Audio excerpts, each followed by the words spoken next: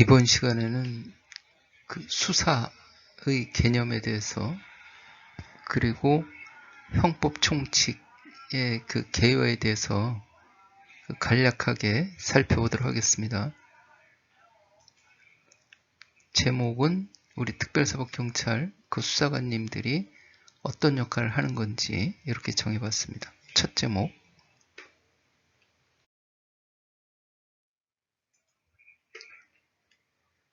형법하고 특별법 이렇게 그 범죄 행위가 범죄 유형이 규정되어 있는 게 크게 보면 이제 형법하고 특별법이 있습니다. 특별법에는 굉장히 다양한 여러 가지가 있죠.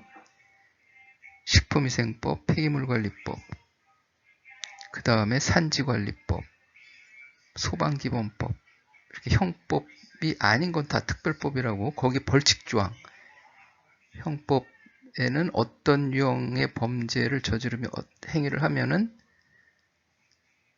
어떤 형벌을 과하겠다. 예를 들어 가지고 형법 250조 하면은 살인죄 해가지고 사람을 살해한 자는 사형, 무기 또는 5년 이상의 징역에 처한다. 이런 그 규정이 되어 있죠. 그러니까 사람을 살해한다는 어떤 유형을 정해놓고 그러한 그 조문에 따른 그 행위를 하면은 사형, 무기 5년 이상에서 형벌을 과한다. 거기에 해당하는 형벌을 과하겠다. 특별법은 산지를 전용하는 데 있어서 허가를 받지 않고 산지를 전용하면은 보존산지는 5년 이하의 징역, 뭐 이런 식으로 그 규정이 되어 있고, 식품위생법 같은 경우에 일반 음식점 영업을 하는데 행정청에 허가를 신고를 하지 않고 할 경우에는 3년 이하의 징역, 뭐 이런 식으로 또 벌금, 뭐 이런 식으로 어떤 행위를 규정해 놓고 거기에 해당되는 행위를 하면은 형벌을 가하겠다. 이런 게 규정되어 있는 게 이제 형법하고 특별법이죠. 벌칙조항이 그렇게 되어 있죠. 사람을 살해한 자 이렇게 규정이 되어 있습니다. 어떻게 처벌하겠다. 허가를 받지 않고 한 자 어떻게 처벌하겠다. 이렇게 규정이 되어 있어요. 범죄 유형을 정해놨는데 누가 거기에 그 벌칙조항, 벌칙 조문에 그 유형에 해당하는 행위를 하는 그런 사건이 발생할 거 아니에요. 발생하는 거예요. 사람을 살해한 자 처벌하는데 누가 A가 B를 살해했다. 허가를 받지 않고 산지를 전용하면 처벌을 하는데 A라는 사람이 허가를 받지 않고 산지를 전용했다. 이런 이제 사건이 발생하게 되는 거죠. 그러면은 우리 특별사법경찰 수사관님들이 누가 이렇게 이러한 행위를 했는지 경찰이나 특별사법경찰 수사관님들이 이러한 행위가 발생한 부분에 대해서 누가 그랬는지 범인을 찾고 또 증거도 찾고 이런 역할을 하는 거죠. 그런데 이와 같은 그 찾아가는 절차, 이러한 사건이 발생했을 때 그 찾아가는 절차, 이것은 형사소송법에 규정되어 있는 절차에 따라서 한다. 이렇게 되어 있죠. 해서 뭘 찾는 거냐? 혐의자라든지 그 사람에 대한 진술을 듣고 그 다음에 증거물을 수집하고 칼이라든지 살인사건의 사용된 칼, 비추고 있던 CCTV, 그리고 산지를 무허가 전용한 그 현장 사진, 그 다음에 음식점의 거래명세표, 이런 불법 행위로 인해서 발생한 거래명세표, 이러한 여러 가지 해당되는 증거물을 찾고 확보하고 이것이 특별사법경찰 수사관님들이 하는 수사다. 이렇게 볼 수가 있죠. 그 형법이 있고 일반 형법은 일반 경찰이 하는 거고 나머지 특별법 부분에 있어서는 특별사법경찰 그 수사관님들이 지명을 받아서 해당 부분을 그 수사를 하겠다. 뭐 특별법 전부 다 특별사법경찰 수사관님들이 하는 건 아니고 지명받은 부분에 대해서 하는 거죠.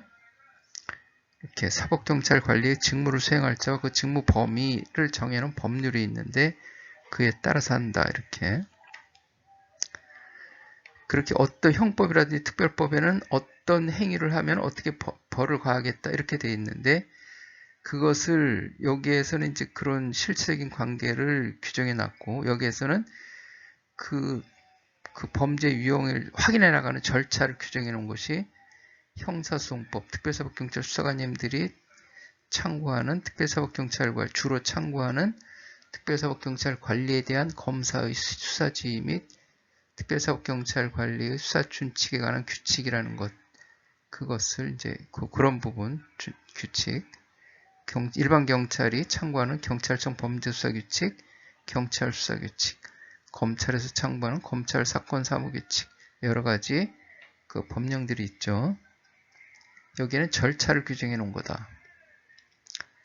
그리고 형법에는 각칙, 살인, 상해, 사기, 횡령 이런 각칙이 그 각칙에 대한 범죄가 규정되어 있고 앞부분에서는 이 각칙을 적용하는 데 있어서 그 총칙 부분에 규정해 놓고 이 총칙 부분을 각칙 범죄 행위에 대해서 전부 적용하는 그런 이 규정을 가지고 있다.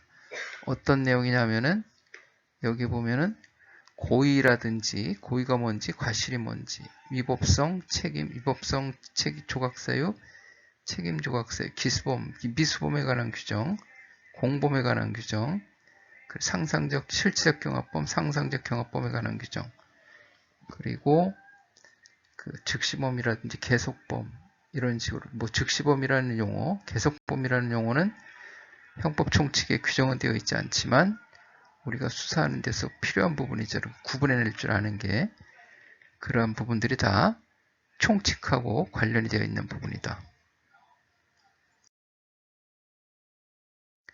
특별사법경찰 수사관님들이 수사가 어렵다고 느껴지는 이유 중에 가장 큰 이유 중에 하나가 여러 가지가 있겠지만 가장 큰 이유 중에 하나가 이렇게 형법 총칙 이론에 익숙하지 않아서 그렇다. 이렇게 뭐 학교 다닐 때 형법 공부를 하신 분은 그렇지 않겠지만은 일반 행정 업무 하시다가 갑자기 이렇게 특별사법경찰 수사 업무를 하게 되는데 이 형법 총칙 이론을 많이 적용을 해서 수사할 때 적용을 해야 되는데 한 번도 본 일이 없이 이렇게 하려니까 그러니까 좀 어려움이 느껴지겠죠. 그게 당연하겠죠. 그거는.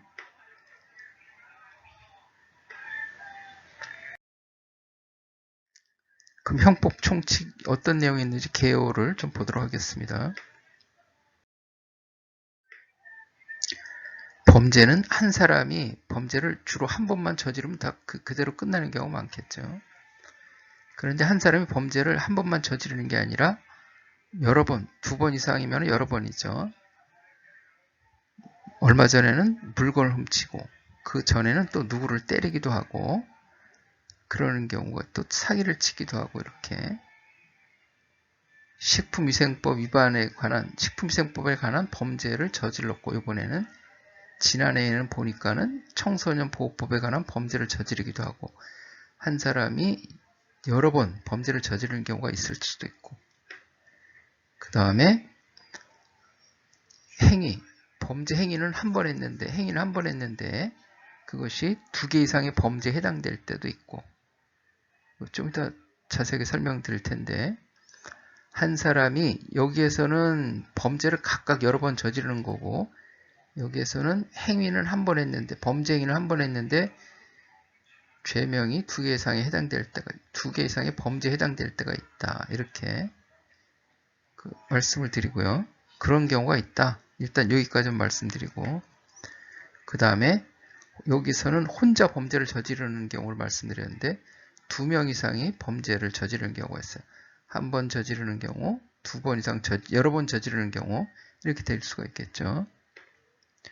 해서 범죄를 혼자 저지르는 것을 단독정범, 범죄를 혼자서 한 번 저질렀기 때문에 단독정범이 아니고 혼자 저지르는 걸 단독정범 이렇게 혼자 여러 번 범죄를 저지르는 거, 각각 범죄가 성립하는 거 이것을 실체적 경합범, 요번에 절도, 지난해 폭행, 그 전에는 뭐 상해 이렇게 해가지고 사기 이렇게 저지르는 거 요번에 식품위생, 지난번에 보니까 공중위생, 그 전에는 부동산 관련 뭐 해가지고 여러 번 범죄 저지르는 것을 실체적 경합범이다. 이렇게 그 재판을 각각 받아야 되겠죠. 각각 재판을 받아야 돼요. 그런데 한꺼번에 재판받을 경우에 이제 그래서 막 서로 같이 재판을 받아야 되는 거잖아요. 실체적으로 경합을 한다. 이렇게 표현하는 거예요. 그리고 이것은 상상적 경합범이다. 이렇게 해서 한 개의 행위가 한 개의 두 이상의 범죄에 해당된다. 이게 와닿기 좋게 그 예를 들 수 있는 것은 공무를 적법한 권한을 가지고 적법한 그 절차에 따라서 공무를 집행하는 공무원을 폭행 협박하면 이제 공무집행 방해죄가 되는데 폭행하는데 이제 주먹으로 때렸단 말이에요. 공무집행하는 공무원을 주먹으로 때렸는데 그 폭행만 되면은 말 그대로 공무집행방해 폭행 협박하면 공무집행방해니까 그걸로 끝나는데 때려서 상처가 났어요. 입술이 터졌어. 얼굴을 때려가지고. 그럴 경우에 상해가 발생한 거죠. 그럴 경우에는 상해죄가 또 별도로 성립이 된다. 그래가지고 주먹질 한 번 했는데 공무집행방해죄도 되고 상처가 나는 바람에 그게 상해죄도 되고 그래서 공무집행방해와 상해죄는 상상적 경합범이다. 이렇게 표현을 하는 거예요. 그럼 실체적 경합범하고 상상적 경합범하고 왜 나눴느냐? 실체적 경합범에는 각각 그 법정형이 중한형의 2분의 1을 가중처벌하는 거예요. 상해가 7년이야. 그 다음에 따로 또 절도를 했다면 6년이야. 이렇게 되는데 그러면 법정형이 중한 게 상해 7년이 중하잖아요. 그러면 7년에 2분의 1을 가중하는 거예요. 그러면은 7년에 2분의 1이면은 3년 반이죠. 그럼 10년 반 이하의 징역을 처한다. 이렇게 되는 거예요. 10년 반으로 법정형이 10년 반이 되는 거예요. 그렇게 되고 상상적 경합은 그 공무집행방해는 5년이야. 상해는 7년이야. 이렇게 돼 있어요. 그러면 법정형이 중한 7년 이하로 처벌하는 거예요. 법정형을 7년 이하로 봐가지고. 실체적하고 상상적 그 차이가 있죠. 그걸 가중하는 거고 가중하지는 않지만 법정형이 중한 걸로 이렇게 해서 처벌을 한다. 그게 실적 경합범, 상상적 경합범이다. 이렇게 말씀을 드리고 그 다음에 2명 이상이 한 것은 공범이라고 그래요. 공범. 공범에는 몇 가지가 있는데 공동정범 그래가지고 서로 짜고 역할 분담해서 범죄를 저지르는 거. 서로 짜고 공동 가공의 의사다 이렇게 하는데 역할 분담하는 거 기능적 행위 지배다. 공동 가공의 의사로 기능적 행위 지배가 있어야 그것이 이제 공동 정범이 되는 거예요. 그러니까 서로 짜고 그 역할 분담해서 하는 것을 공동 정범 이렇게. 그 다음에 그 누구를 시켜서 범죄를 저지르는 거. 근데 그 시키는 사람은 교사자, 시킴을 당하는 사람은 피교사자 이렇게 되는데 그 피교사자는 그 교사자로부터 교사를 당할 때까지는 그 범죄를 저지르는 마음이 없었던 거예요. 범죄를 저지르는 마음이 없었는데 시킴을 당해서 교사를 당해서 그때 비로소 범죄를 저지를 마음이 생겨가지고 범죄를 저지르는 거. 그게 이제 교사범, 피교사범 둘 다 그 처벌을 받죠. 이렇게 되니까 공동정범도 마찬가지로 이렇게 돼 있죠. 해가지고 그것을 이제 교사범이다 이렇게 표현을 하고 그 다음에 방조범. 그 정범이 진짜 범인이 제대로 된 그 범인이 그 범죄를 저지른다는 것을 알면서도 도와주는 거. 공동정범하고 좀 구분이 애매할 수가 있는데 이것은 서로 짜고 역할 분담하는 거고 이것은 서로 짜고 역할 분담할 정도는 아니고 도와주는 거. 누가 이렇게 산지관리법 예를 들면은 산지를 훼손하는데 거기에 장비를 제공해서 이렇게 도와주는 거. 그런 거. 말로도 도와주는 것도 방조가 될 수 있고 해서 그런 것을 이제 방조범 이렇게 표현하고요. 그 다음에 간접정범이라는 것은 뭘 모르는 사람, 그 불법인지 모르는 사람을 시켜가지고 범죄를 저지르는 거. 그것을 간접정범이다. 간접으로 이렇게 도구를 이용해서 했다. 사람을 도구로 이용해서 간접적으로 이렇게 죄를 졌다 해서 간접정범. 그 고의가 없어서 처벌받지 않는 자라든지 과실범으로 처벌받는 자를 이용해가지고 이렇게 하는 것을 간접정범이라고 그러는데 주로 이제 그 죄가 되는지 모르고 이렇게 하는 그런 건들이 좀 많죠. 얘는 이제 주로 그런 예가 있는 거죠. 산림자원의 조성 및 관리하는 법률에 거기에 보면은 다른 사람의 임산물을 따오면 그게 임산물 절취가 되는 거죠. 그런데 가을 같은 때 잣을 주로 이제 잣절도 사건이 많이 발생하는데 A라는 사람이 노동자들을 고용해가지고 일당을 주면서 다른 사람 산을 가리키면서 여기 다 내 산이야. 내가 딸 권리가 있는 거야. 오늘 일당 10만 원 줄 테니까 잣을 부지런히 따라. 이렇게 했으면 잣 따는 사람들은 자기가 다른 사람의 산에서 잣을 훔친다는 생각을 못 하고 있는 거죠. 여기에. 이런 사람들은 고의가 없기 때문에 도둑질한다는 절도한다는 고의가 없기 때문에 처벌하기 어렵겠죠. 그러니까 이렇게 처벌받지 않는 사람을 이용해서 범죄를 저지르는 것을 간접정범이다 이렇게 표현을 하고요. 그 다음에 이제 범죄 행위가 종료돼서 완성 결과가 되면은 기수가 되는 거고 그렇지 않을 경우에는 미수가 되는 거고 산에서 임산물 불법 채취하다가 적발이 됐다. 다 채취 다 해서 완료가 되면은 기수가 되는데 채취하다가 적발이 됐다든지 그러면 이제 미수가 되겠죠. 그리고 산에 불을 지르려다가 불을 질러서 불을 피워가지고 나무에 붙어서 불이 났으면 기수가 되는 거고 불을 지르려고 했지만은 불이 나지 않았다면 미수가 되는 거고 간단하게 기준을 정하면 그렇게 범죄 행위 실행에 착수했지만은 결과가 발생하지 않았을 경우에 실행에 착수하려다가 잡히는 경우 실행에 착수 그러니까 예를 들어서 칼로 살인하기 위해서 칼로 다른 사람을 찔렀는데 죽지 않았을 때도 미수가 되는 거고 다른 사람을 찌르려고 하다가 붙잡힌 경우도 이제 미수가 되는 경우 이렇게 되겠죠. 결과가 나타났느냐 나타나지 않았느냐에 따라서 기수, 미수 이렇게 구분이 되겠죠. 여기에는 장애미수, 중지미수, 불능미수 세 가지가 있다. 장애미수는 어디 물건을 훔치러 들어갔다가 거기에서 발각이 돼가지고 달아날 경우에 외부적인 요인에 의해서 결과 발생이 안 됐을 경우에는 장애를 받은 거잖아요. 그 장애미수. 장애가 일어난 거지 사람이 범죄를 실행하는데 중지미수는 스스로 범죄를 다 이룰 수 있었는데 스스로 중지하는 거.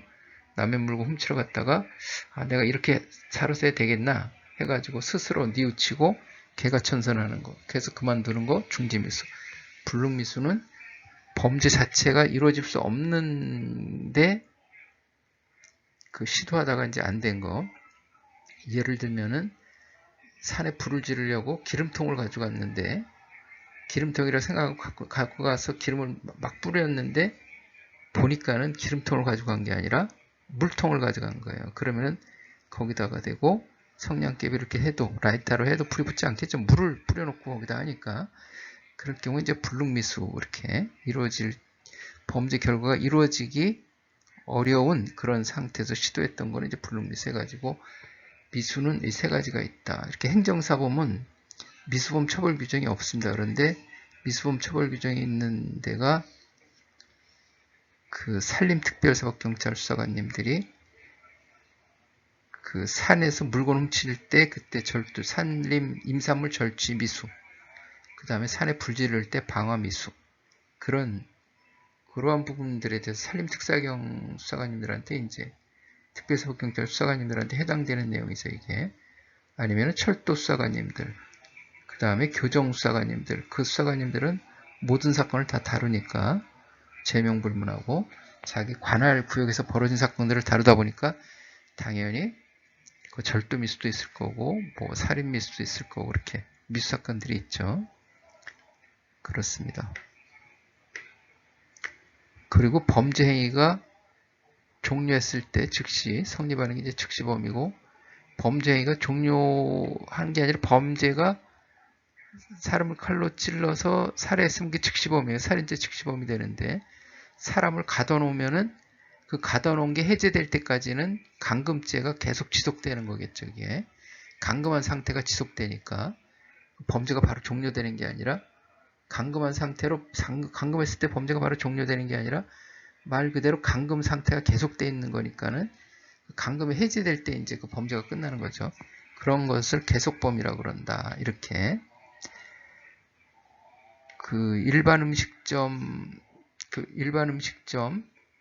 하려면은 행정청, 시장군수부청장한테 신고를 해야 되는데 신고를 하지 않고 영업을 하면은 그게 그 계속으로 범죄가 이루어지고 있는 거예요. 끝난 게 아니라 신고를 해야 끝난다든지 그 영업을 하지 않았을 때 범죄가 종료돼서 그때 이제 범죄가 종료되는 거예요. 그 전에는 범죄가 계속 이루어지고 있다. 그래서 계속범이다. 이렇게 표현을 하는 거죠.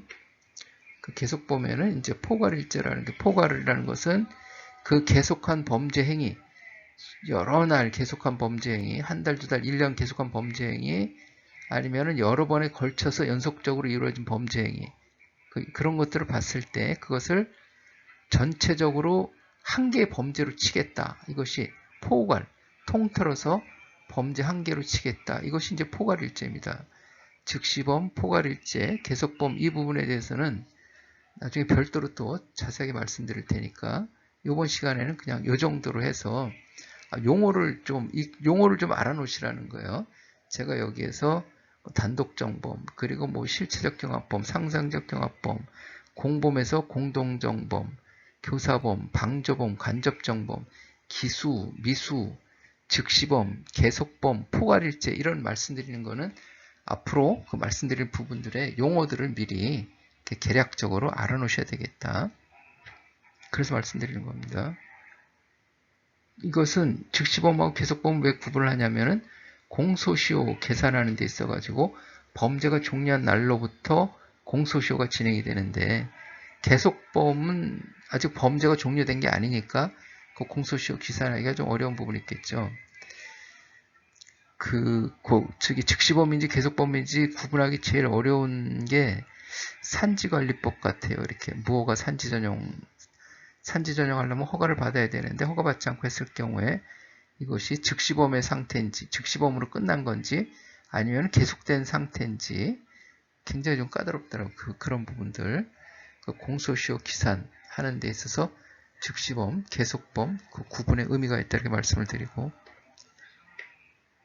그 다음에 이러한 범죄들을 저지르려면 사람을 살해한 자 이렇게 되어 있고 거기에 고의로 살해한이라 고의자가 빠져 있지만은 일부러 하는 거예요. 그 벌칙 조문은 알면서 행하려는 마음이 이제 고의인데 산지 전용을 하면 허가를 받아야 되는데 그게 이제 허가를 받지 않고 하면은 처벌한다 이렇게 되어 있는데 그 문구 내용 허가를 받아야 되는데 받지 않고 한다는 것을 알면서 하는 거 그것이 고의예요. 그것이 고의.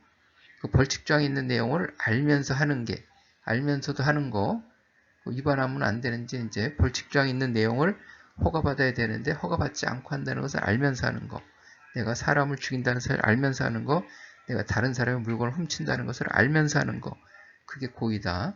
고의가 없으면 처벌하지 않는다 이렇게 되는 거죠. 왜 고의를 따지는 거냐?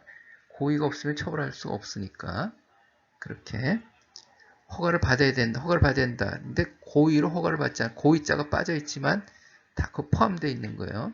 너 사람 죽인 사실 있어? 예, 그러면 일부러 죽인 거예요. 너 사람 죽인 사실 있어? 아니요, 실수로 죽였습니다. 이게 과실이 되는 거죠. 일부러 죽였으면 예, 사람 죽인 사실 있어? 예, 그러면 고의가 포함되는 거예요. 허가받지 않고 산지 전용한 사실 있어? 예, 그럼 고의가 포함되어 있는 거예요. 그런데 나 실수로 죽였습니다. 그러면 과실치사가 되는 거고, 내가 실수로 허가를 받지 않고 했습니다. 만일에 그렇게 인정이 된다면 처벌할 수가 없겠죠. 일부러 한 게 아니니까. 허가지 외에 산지 전용을 했는데 허가지 외인지 모르고 실수로 했다 그러면은 그거를 처벌할 수가 없겠죠. 일부러 해야 처벌하는 건데 그렇게 그 구분하는 게 중요한 거예요. 그래서 과실범에 대해서는 또 다른 수사관님들은 특별사법경찰 수사관님들은 과실범 처벌 규정이 없는데 산림특별사법경찰 수사관님들은 산에 불 지르는 거 방화, 그리고 실수로 불 지르면 불내게 하면 실화, 산림실화. 그래서 과실범 처벌 규정을 알아야 되니까 산림수사관님들은 미수범, 다른 수사관님들이 대부분의 수사관님들이 하지 않는 미수범 규정도 알아야 되고 과실 규정도 알아야 되고 이렇게 되어 있습니다. 좀 어려운, 좀 더 많이 아셔야 되죠. 고의가 없으면 처벌할 수 없다. 이렇게 되어 있는 거예요. 다. 법조문 문구마다 고의가, 사람을 고의로 살해한다. 해가지고 고의가 다 빠져 있는 거예요. 사람을 살해하는 고의가 포함되어 있기 때문에 일부러 그 고의라는 글자를 별도로 표시하지 않은 거예요. 이미 다 그 안에 내포되어 있기 때문에 허가를 받지 않고, 고의로 허가를 받지 않고 이렇게 되어 있는 거예요. 고의가 없으면 왜 따지느냐? 범죄가 성립하지 않기 때문에 처벌할 수 없는 거예요. 처벌할 수 없으니까 범죄가 성립하지 않는 거죠. 고의는 범죄 성립, 그래서 고의는 범죄 성립 요건이에요. 이렇게 되어 있습니다. 이러한 부분들이 지금까지 말씀드린 부분들이 다 형법 총칙에 있는 그러한 부분들이에요.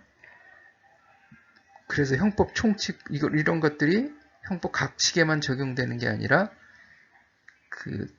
말씀드린 식품, 청소년 등등 해가지고 그 특별법에도 그러한 내용들이 다 적용, 고의, 과실, 그 다음에 말씀드렸던 거, 저 말씀드렸던 부분들, 공동정범, 상상적 경합, 실체적 경합, 이런 부분들, 그리고 또 범죄 성립 요건이 뭔지 앞으로 나올 텐데, 그러한 부분들이 다 특별법에도 적용이 되기 때문에 형법 총칙 관련 부분들이 그렇기 때문에 우리가 형법 총칙을 알아야 된다는 거예요. 그걸 알지 못하면 당연히 수사하는데 어려움을 겪겠죠.